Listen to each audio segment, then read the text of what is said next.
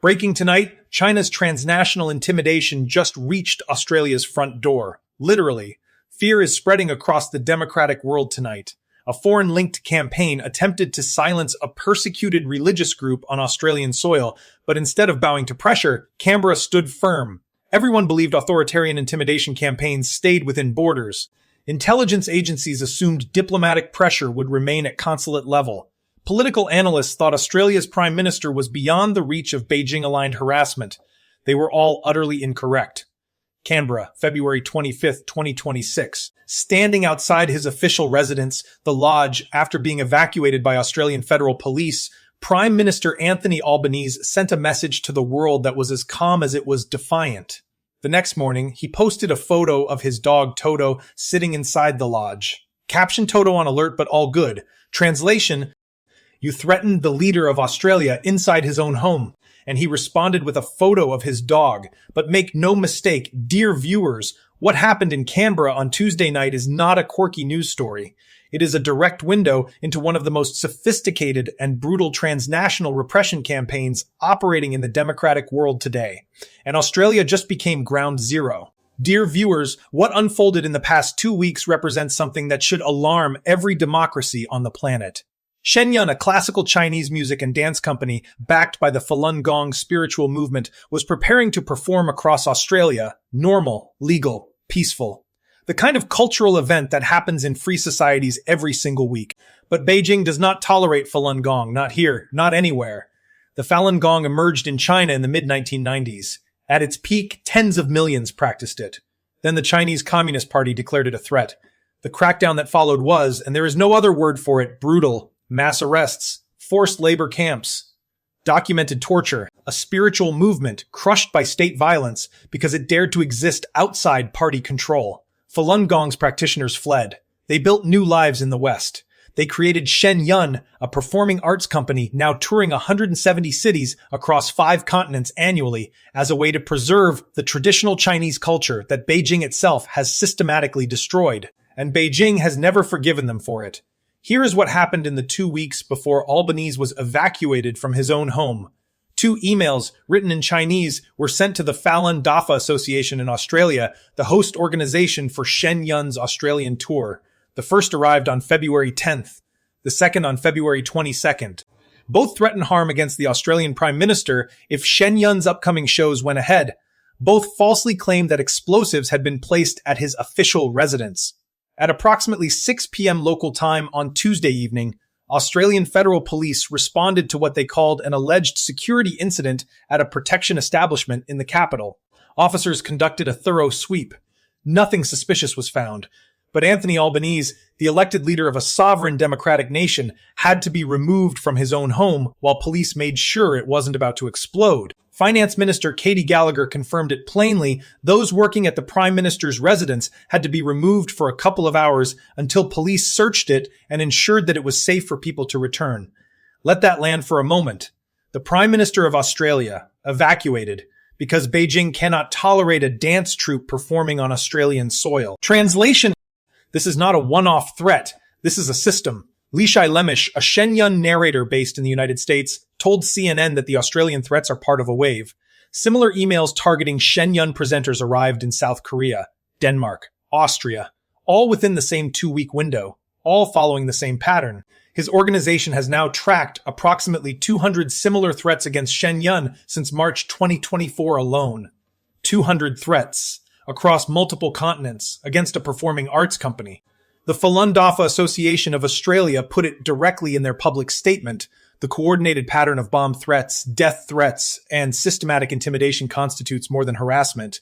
It reflects tactics consistent with state-sponsored intimidation designed to silence dissent beyond China's borders. Australian authorities have not formally attributed it. Australian authorities to the Chinese government, it is possible the emails originated from a member of the local Chinese community opposed to Falun Gong.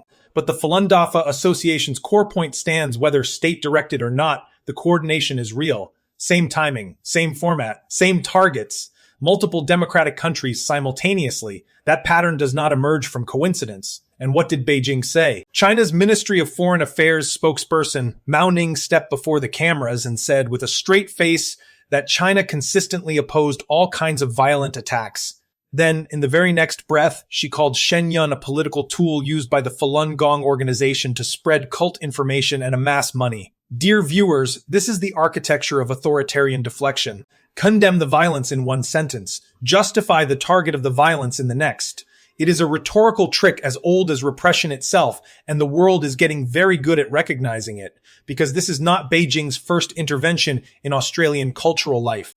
In January 2026, the Chinese consulates in both Sydney and Melbourne issued formal statements attacking Shen Yun and urging Australians to avoid the performances. The Sydney consulate called the shows a political tool for disseminating anti-China narratives and cult ideology, a foreign government issuing formal warnings to Australian citizens about which cultural performances they should attend.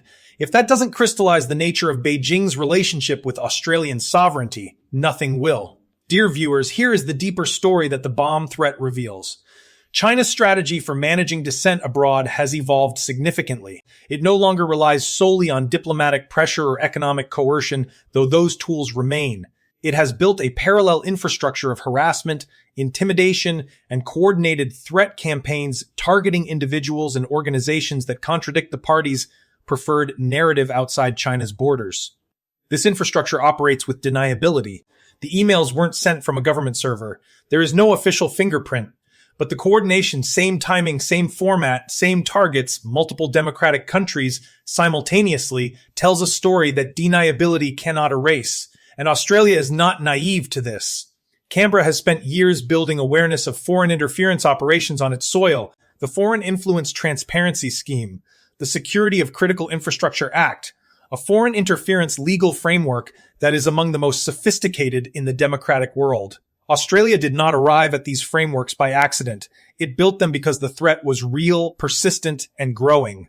Now consider what Anthony Albanese did after being evacuated from his home. He didn't rage. He didn't escalate into diplomatic crisis. He posted a photo of his dog. And then, at an event in Melbourne the following day, he said something that every democratic leader should write down: turn the heat down for goodness sake. We can't take these things for granted. Turn it down. There is a message in that calmness, a message directed not just at Australians, but at Beijing. You disrupted my evening. You didn't change anything. Shen Yun performed. Democracy continued. Your intimidation campaign failed again to produce its desired outcome. That is the Australian response to transnational repression, not panic, not capitulation, steady, documented legal resistance. Dear viewers, here is what 2026 is teaching us about the contest between open and closed societies. Authoritarian systems are increasingly willing to project their domestic repression into free societies. They target diaspora communities. They intimidate journalists. They threaten performers. They send bomb threats to prime ministers. The logic is consistent silence dissent wherever it appears, regardless of borders, regardless of sovereignty, regardless of international law. But something is also shifting in how democracies respond. Australia tracks these threats, documents them, builds legal frameworks against them, evacuates the prime minister if necessary, and then sends him back home and lets the dance show go on.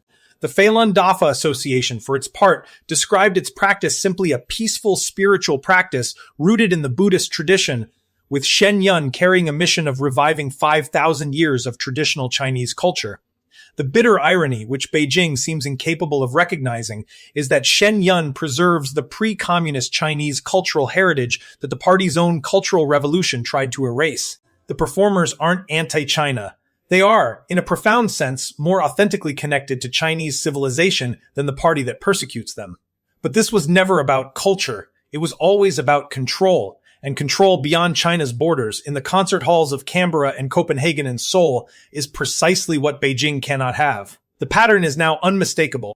Beijing pushes. Democracies document. Performers perform. And the world grows more aware, one bomb threat at a time, of exactly what kind of global actor the Chinese Communist Party has chosen to become. Australia's Prime Minister went home, Toto was fine, and Shen Yun's show went on. That is what resilience looks like in 2026. If this story showed you something the mainstream coverage missed, if you believe sovereignty, transparency, and democratic resilience matter, then you already know what to do. Subscribe, share, and keep watching. Because these stories don't stop, and neither do we.